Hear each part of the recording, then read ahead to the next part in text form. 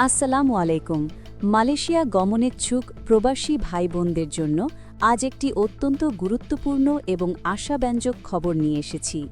মালয়েশিয়ার calling visa নিয়ে যারা দীর্ঘদিন ধরে অপেক্ষায় আছেন, আজকের এই বিস্তারিত আলোচনাটি তাদের জন্য দারুণ স্বস্তিদায়ক হতে পারে।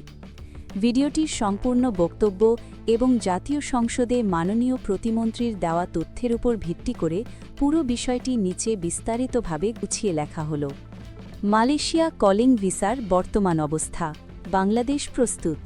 বাংলাদেশ থেকে মালয়েশিয়ায় কর্মী পাঠানোর সকল প্রস্তুতি ইতিমধ্যেই বাংলাদেশ সরকারের পক্ষ থেকে সম্পন্ন করা হয়েছে। দেশের অভ্যন্তরে যে সকল দাপ্তরিক কাজ বা লাইনঘাট ঠিক করার প্রয়োজন ছিল তার শতভাগ প্রস্তুত। এখন পুরো প্রক্রিয়াটি নির্ভর করছে কেবল মালয়েশিয়া সরকারের আনুষ্ঠানিক ঘোষণার উপর। মালয়েশিয়ান সরকার যেদিন থেকে কর্মী নেওয়ার তারিখ ধার্য করবে এবং চূড়ান্ত সবুজ সিগন্যাল বা গ্রিন সিগন্যাল দেবে, সেদিন থেকেই বাংলাদেশ থেকে কলিং ভিসার কার্যক্রম পুরোদমে শুরু হয়ে যাবে।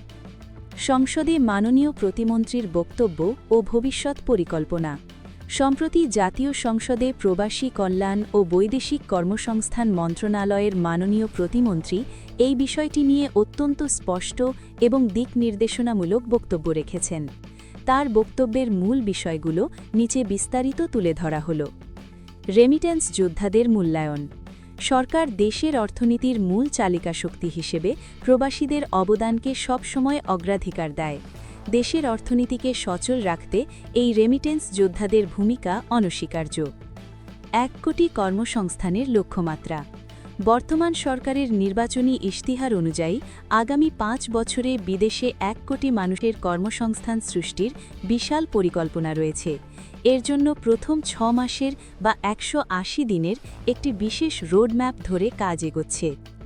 মধ্যপ্রাচ্যের শ্রমবাজারে সংকট। সম্প্রতি ইরান, ইসরায়েল ও যুক্তরাষ্ট্রের মধ্যকার ভূ-রাজনৈতিক উত্তেজনার কারণে মধ্যপ্রাচ্যের শ্রমবাজার বাংলাদেশের জন্য কিছুটা সংকুচিত হয়ে যাওয়ার আশঙ্কা তৈরি হয়েছে। তাই সরকার বিকল্প বাজারের দিকে নজর দিচ্ছে। মালয়েশিয়া শ্রমবাজার দ্রুত খোলার সম্ভাবনা। মধ্যপ্রাচ্যের পর বাংলাদেশের জন্য সবচেয়ে বড় ও সম্ভাবনাময় শ্রমবাজার হল মালয়েশিয়া। দীর্ঘদিন বন্ধ থাকার পর সম্প্রতি মাননীয় মন্ত্রী ও প্রধানমন্ত্রীর উপদেষ্টার মালয়েশিয়া সফরের মাধ্যমে সে দেশের সরকারের সাথে অত্যন্ত ফলপ্রসূ আলোচনা হয়েছে। আশা করা হচ্ছে খুব শীঘ্রই এই বাজারটি উন্মুক্ত হবে। নতুন শ্রমবাজারের সন্ধান। মালয়েশিয়ার পাশাপাশি থাইল্যান্ড এবং কম্বোডিয়াতেও কর্মী পাঠানোর ব্যাপারে সরকার কাজ করে যাচ্ছে, যার সুফল আগামী ৬ মাসের মধ্যে দৃশ্যমান হবে বলে আশা করা যায়। অত্যন্ত জরুরি সতর্কবার্তা। দালাল থেকে সাবধান।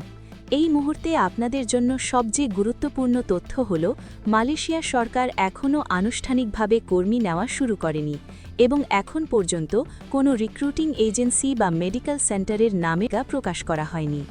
কোন কোন এজেন্সির মাধ্যমে বা কোন মেডিকেল সেন্টার থেকে স্বাস্থ্য পরীক্ষা করে মালয়েশিয়ায় যাওয়া যাবে তা সরকার চূড়ান্ত করে নোটিশ দেওয়ার পরেই জানা যাবে। তাই এই মুহূর্তে কোনো দালাল, প্রতারক চক্র বা তথাকথিত এজেন্সিকে মালয়েশিয়া যাওয়ার নাম করে কোনো টাকা পয়সা বা পাসপোর্ট দিয়ে প্রতারিত হবেন না। সম্পূর্ণ প্রক্রিয়াটি শুরু হওয়ার জন্য অপেক্ষা করুন। পরিশেষ, মালয়েশিয়া কলিং ভিসা সংক্রান্ত যে কোনো অফিসিয়াল আপডেট, অনুমোদিত এজেন্সির তালিকা এবং মেডিকেল সেন্টারের সঠিক তথ্য প্রকাশ হওয়া মাত্রই আমরা আপনাদের জানিয়ে দেব। সঠিক এবং নির্ভুল তথ্যের জন্য আমাদের সাথেই থাকুন, ধৈর্য ধারণ করুন এবং সাবধানে থাকুন। সবাই ভালো থাকবেন। আল্লাহ হাফেজ।